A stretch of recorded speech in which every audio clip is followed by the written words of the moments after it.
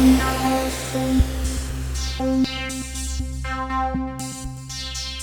right, we're in a 12 plus day uptrend. MACD is a little flat, and we're just grinding. I really think, we've been looking for sectors that are leading. The industrials, it really is simple. The industrials are leading, and they continue to lead the way up. We don't really need anything else. I would like to see broader sectors rotation. It's not happening, but I'll take the industrials. I'll take the NASDAQ. NASDAQ's a little flat.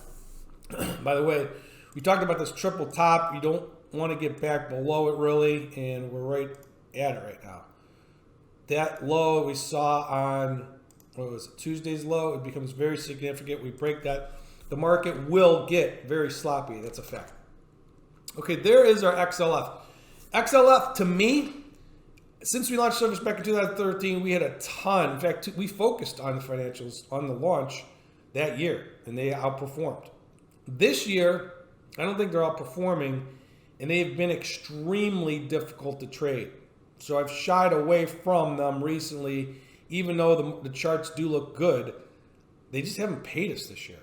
So there are selective stocks in the sector, like whether it's Visa, MasterCard, even exchange stocks that look phenomenal. So what is oil doing? Well, it's heading lower since there and continues to grind below the 200 SMA.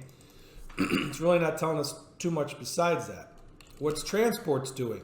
Well, this is a good sign. And by the way, I was looking at UAL and DAL, some of these airlines, they look good. I tell you what, having industrials in transports is very bullish. So let's see if these transports can come back up here to 200. That would be very, very, very nice to see.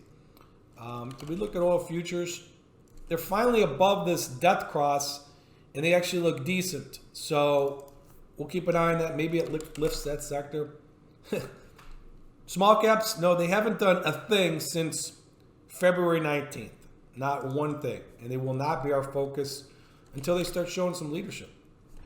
Gold, well, we had a lot of different entries on gold we talked about. And up here, we talked about this spinning candle and MACD bear cross, and this was going to consolidate. That's what it's doing. I would not put a new position on gold.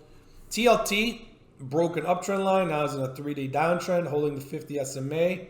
I'd like to see it come all the way down to 126.